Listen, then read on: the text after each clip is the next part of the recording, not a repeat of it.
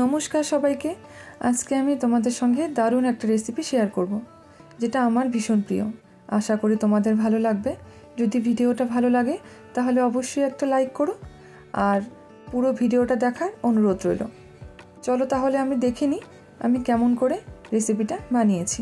আজকে তোমাদের সঙ্গে শেয়ার করছি আমি ভেজ চপের রেসিপি। তার জন্য আমি কড়াইতে সর্ষের তেল দিয়েছি, তাতে দিয়েছি আমি অল্প একটু পাঁচফোড়নটা দিয়ে হালকা একটু নাড়াচাড়া করে নেব। এরপরে আমি এর মধ্যে দিয়ে দিচ্ছি কাঁচা লঙ্কা আর একটু আদা, আমি একটু কুচিয়ে নিয়েছি, সেই আদাটা আমি এর মধ্যে দিয়ে দিলাম। দিয়ে এবার ভালো করে একটু নেড়ে চেড়ে নেব।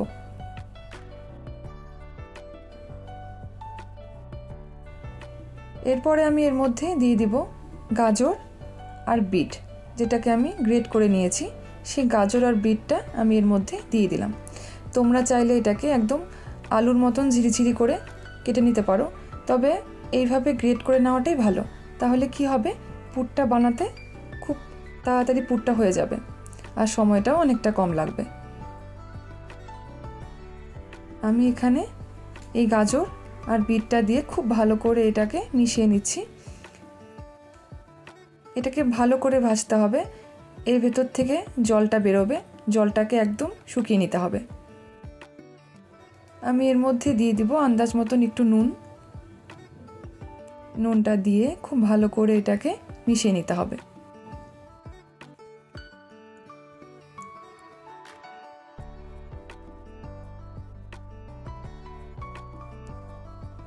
ভালো করে এটাকে মিশিয়ে নিচ্ছি। এটা খেতে ভীষণ ভালো হয় এই ভেজ চপটা। আমি যখন থেকে ব্যাঙ্গালোরে আসছি আমি এই চপটা খুব মিস করি, তার জন্য যখনই ইচ্ছা করে ঘরেই বানিয়ে নিই এটা। আমি ঢাকা দিয়ে রেখেছিলাম কিছুক্ষণ। দেখো আমার পুরটা জলটা অনেকটাই ছেড়ে দিয়েছে, শুকিয়ে গেছে। এর মধ্যে দিয়ে দিলাম আমি আলু সেদ্ধ। আমি এখানে বড় বড় দুটো আলু সেদ্ধ করে সেটাকে আমি এখানটা একটু চটকে নিয়ে দিয়ে দিয়েছি।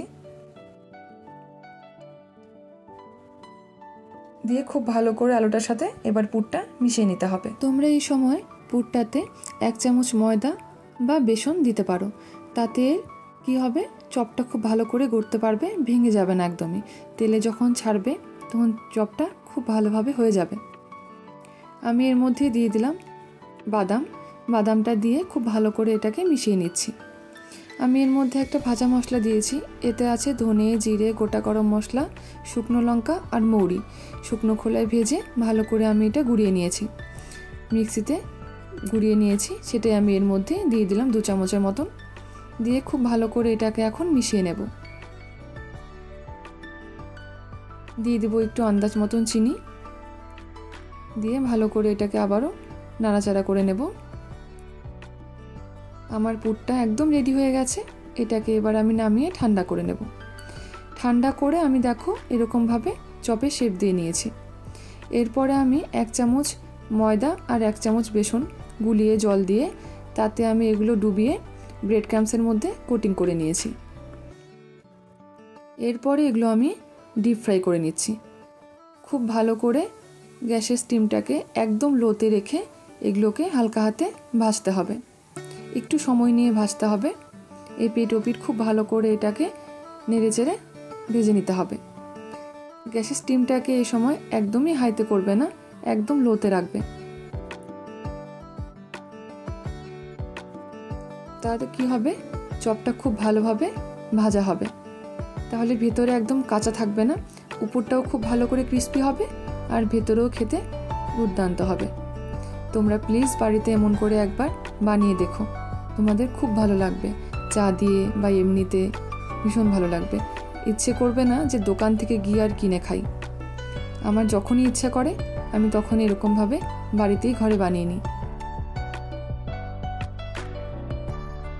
আমার একটা হয়ে গেছে, আমি এরকম করে সবগুলো চপ ভেজে নিচ্ছি। দেখতেই পাচ্ছ আমি খুব ভালো করে একদম মচমচা করে ভেজে নিয়েছি। রেডি হয়ে গেছে আমার চপগুলো। আমি এখানে কাসুন্দি আর একটু টমেটো সস দিয়ে পরিবেশন করেছি। আশা করি তোমাদের ভিডিওটা ভালো লাগবে বা লেগেছে। যদি ভালো লাগে তাহলে অবশ্যই একটা লাইক করো নতুন বন্ধু হয়ে থাকো বরাবরের মতন প্লিজ সাবস্ক্রাইব করে পাশে থাকার অনুরোধ রইল। ধন্যবাদ সবাইকে।